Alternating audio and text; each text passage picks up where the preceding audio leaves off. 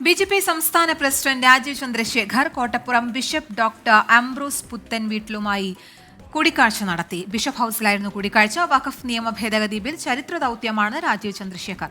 സൂരജ് സജിയുണ്ട് തൃശ്ശൂരിൽ നിന്ന് കൂടുതൽ വിശദാംശങ്ങളുമായി. സൂരജ്, വഖഫ് ബില്ലാണോ പ്രധാനമായും ചർച്ചയായത്? മറ്റ് കാര്യങ്ങൾ എന്തൊക്കെയാണ്?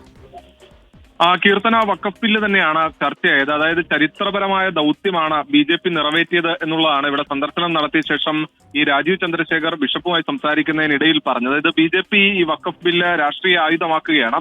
അവരുടെ ഒരു രാഷ്ട്രീയ നേട്ടമായി ഇത് അവതരിപ്പിക്കുന്നതിന്റെ ഭാഗമായാണ് ഈ BJP സംസ്ഥാന അധ്യക്ഷൻ തന്നെ കോട്ടപ്പുറം ബിഷപ്പ് ഹൌസിലെത്തി ഈ ഡോക്ടർ അംബ്രോസ് പുത്തൻവീട്ടിലുമായി കൂടിക്കാഴ്ച നടത്തിയത്. അല്പനേരം ഈ കൂടിക്കാഴ്ച നീണ്ടുനിന്നു. വഖഫ് വിഷയം അടക്കമുള്ള കാര്യങ്ങൾ ചർച്ചയായി എന്നുള്ളതാണ് നമുക്ക് ലഭിക്കുന്ന വിവരം. ഇതിനുശേഷം ബിഷപ്പുമായി ഏറെ നേരം സംസാരിച്ച് സൗഹൃദം പങ്കുവച്ചതിന് ശേഷമാണ് രാജീവ് ചന്ദ്രശേഖർ അവിടെ നിന്ന് മടങ്ങുകയും ചെയ്തത്. എന്തായാലും ഒരു രാഷ്ട്രീയ നേട്ടം എന്ന തരത്തിൽ വഖഫ് ബില്ല് BJP അവതരിപ്പിക്കുന്നു. അതിന്റെ ഭാഗമായി തന്നെയാണ് ഈ സംസ്ഥാന അധ്യക്ഷന്റെ സന്ദർശനവും. കീർത്തന, സൂരജ് സജിയാണ് വിശദാംശങ്ങൾ നൽകിയത്.